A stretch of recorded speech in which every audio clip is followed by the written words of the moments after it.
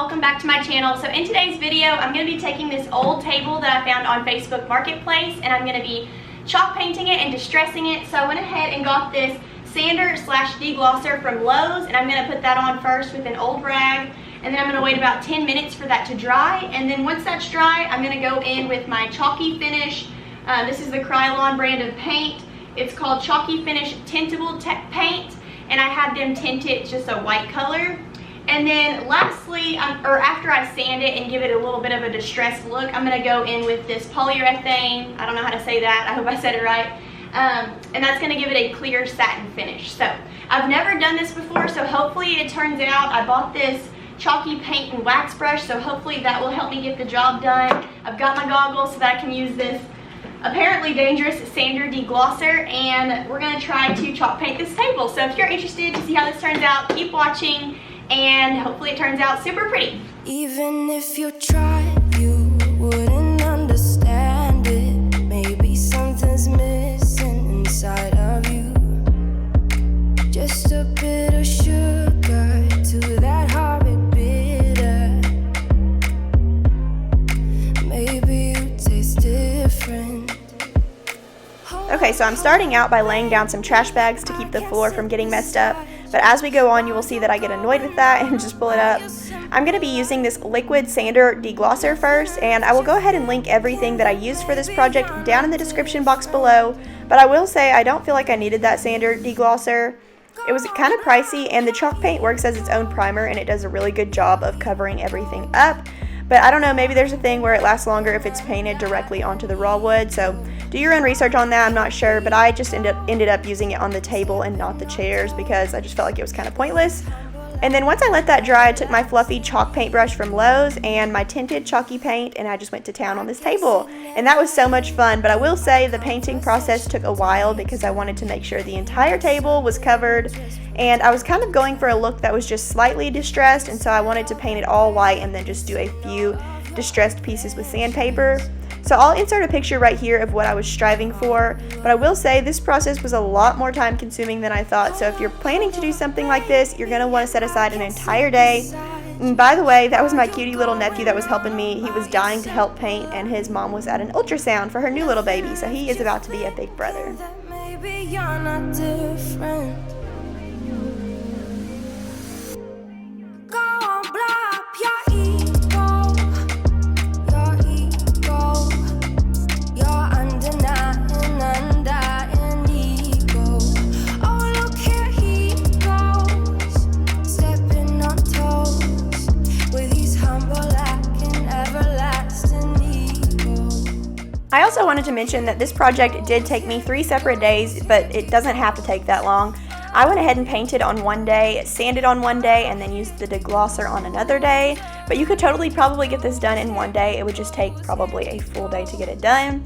And also, I wanted to say, if you are new to my channel, welcome. I'm so glad that you decided to stop by today. My channel normally consists of cleaning, organizing, decorating, and homemaking content, but this is my first DIY project on YouTube, so I hope you enjoy and get some inspiration for your next project. And if you would like to join my channel, hit that red subscribe button below and then hit the little bell so you'll be notified when I post.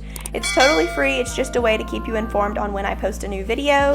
And as this video continues, I'm going to go ahead and let y'all in on some of the hiccups that I ran across as I was doing this project. That way that if you decide to do this project, you won't run into the same thing. And I watched lots of videos myself before starting this project, and I just could not get what I wanted from them. So I'm hoping that this video helps y'all. Everyone acted like they were an expert on it and explained it way too fast. So I'm here to show you the beginner side of things.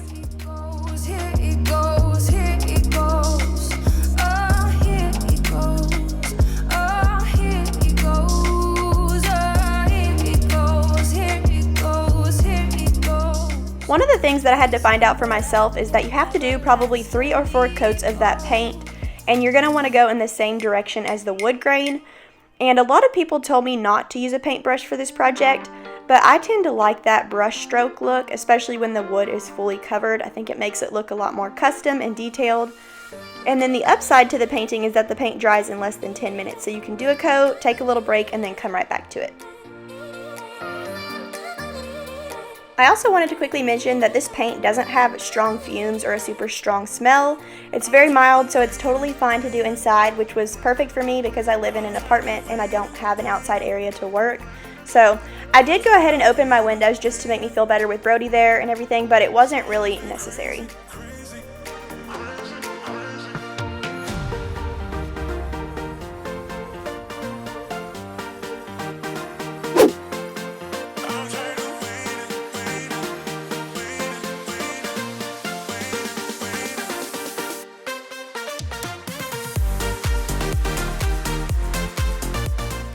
I think the most tedious part of this task was to paint the underside of this top part of the table, because the person that owned it before me did a repair up there and there was a piece of wood that was exposed and it was a dark brown color. So I had to paint upside down and make sure that thing was fully covered. But other than that, this painting process was really enjoyable, and obviously at the end you have a beautiful piece of furniture, so it's totally worth it.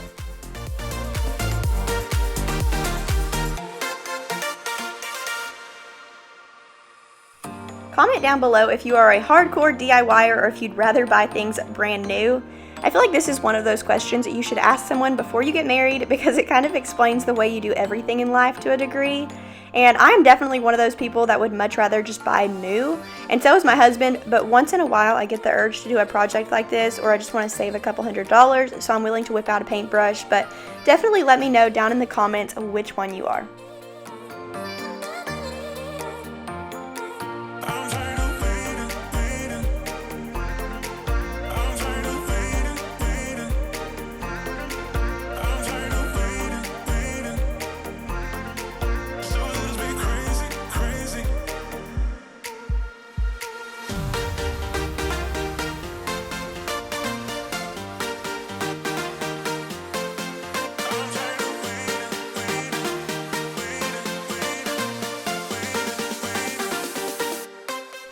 If you are looking to chalk paint something, I would highly recommend this paintbrush that I'm going to link in the description box.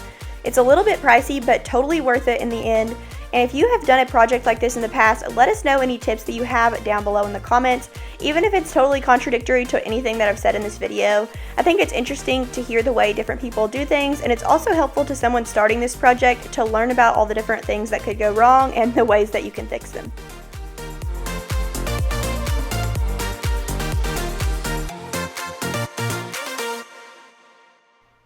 So I was trying to think about ways that I wanted to style this table, and I think what I'm going to do is buy a charcoal and white round rug in one of those traditional patterns for underneath, and then get a wicker flower vase for the centerpiece. I want to make it look super cozy and rustic, but I also don't want it to look too terribly farmhousey. If you've been watching me for a while, you know that I love that rustic glam look, and I also love the modern farmhouse style, but I don't like to get too crazy with the farmhouse stuff because I feel like if you get too crazy, it gets cluttery, and I think you definitely have to know what you're doing to pull that off. So I kind of prefer a more clutter-free rustic space with just a touch of glam. You could be the first and the second and the third and the rest of it. You could be one of the things I love. Sunday morning breakfast with my bedroom door locked. I like everything that has a cherry. These chairs would be beautiful with a little gray velvet cushion, but I don't know if I'll be able to find the one that I have in my head. And I also thought about taking these to my classroom at the school for reading chairs and putting a cozy pillow in them. And then for this table, buying some tan cushion chairs, but we'll see what happens with that. But for now, we are going to work with them. Baby, I will show you how you can catch my vibe. And right away, got so much time looping in the blurry lights. Get in my way now, don't be shy. We'll be here dancing day and night. Get in my groove now, don't be shy. Cause I got this list of my favorite things. You could be the part where it all begins. You could be the first and the second and the third and the rest of it. You could be one of the things I love. Sunday morning breakfast with my bedroom door locked. I like everything that has a cherry on top. Get on my list of the things I love, love, love. You could be the one I trust. All the second chances. Alright, I finished all the painting off camera because you can only watch so much painting before you're bored. But now we're moving on to the sanding, and so I just used a 180 grit sandpaper. And I would highly recommend that you use something a little bit stronger than that, because this took a lot of elbow grease to get the table the way I wanted it to look. But you don't need too much more than that, but if it's available, you definitely need a little more. And I like the look of sanded edges, and all of the places that a table might get bumped if moved around are the places that I wanted to sand. And I also hit the table topper a few times to distress that a little bit too. You could be the first and the second and the third and the rest of it. Get in my way now, don't be shy. We'll be here dancing day and night. Get in my groove now, don't be shy. You could be one of the things I love. Sunday morning breakfast with my bedroom door locked. I like everything that has a cherry on top. Get on my list of the things I don't think there's really a way to mess this part up unless you just sanded way too much. I like to keep it minimal, but everyone has different tastes, so I would just say sand to your heart's desire. But this is the point in the process where I was starting to see it all come together and I was getting giddy about the results.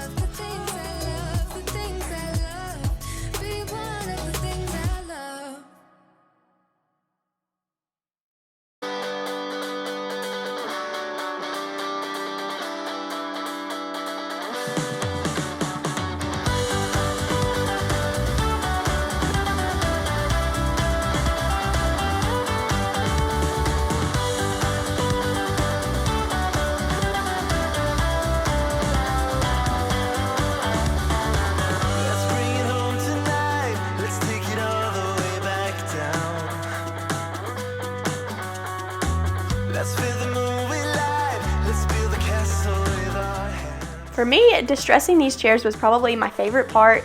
There is just something so charming and cute about an old, distressed white chair. I just love the look of it.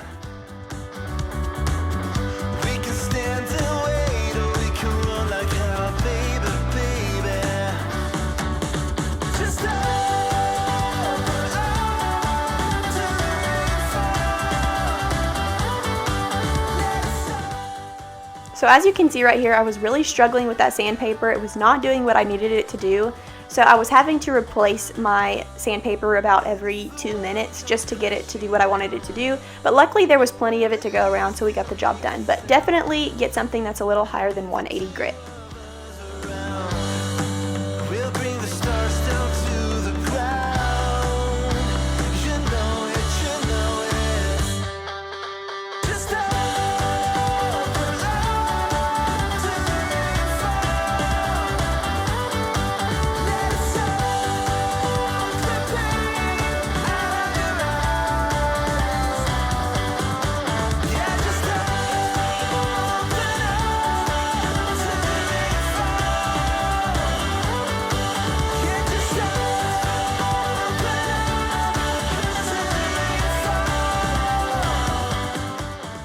Okay, now for the last step in this process, the polyurethane coat.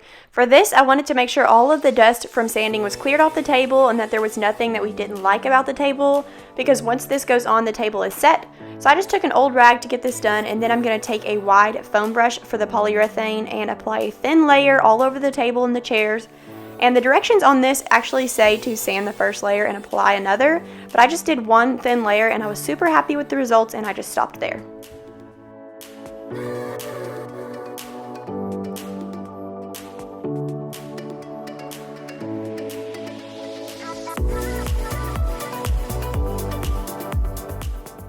For some reason the camera is not picking up all of the sandpaper distressing that I did to this table, but in the end shots you will see that there is a lot more than what the eye can see right here. And also I wanted to mention that when you're using this polyurethane, I did use a thick foam brush, and it says to do a thin layer, but when you dip a foam brush into any kind of liquid, it soaks it up. So you got to be careful about how much you get on your brush, because it makes it hard to do a thin layer when so much is applied to the brush, and I was having trouble with drips. And you definitely do not want drips with this because it's going to dry hard like plastic. So I was going back over it several times to make sure there wasn't any extra heavy drips.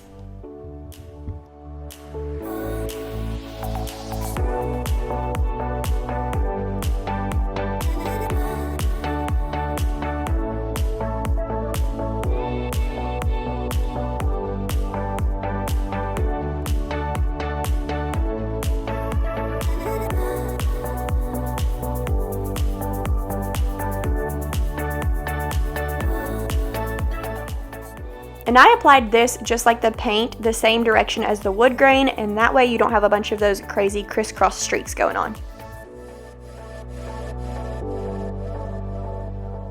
This satin finish made the table look beautiful. I highly recommend using a satin finish if you're about to start a project like this. It just gives the table a velvety, completed look.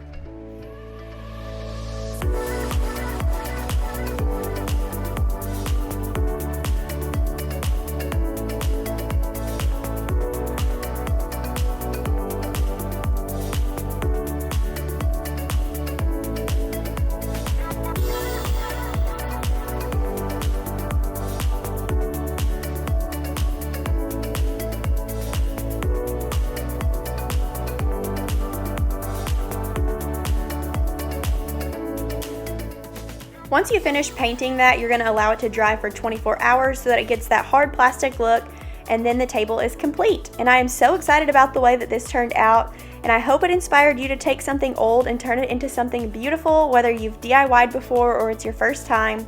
These kinds of projects teach you a lot, and you're always left with a gorgeous piece of furniture, so you can't beat that. And I hope y'all enjoyed watching today's video. I have some really exciting news coming on my channel, so stay tuned for the next couple of weeks. I would love to have you subscribe if you aren't already, and I will see you all very soon.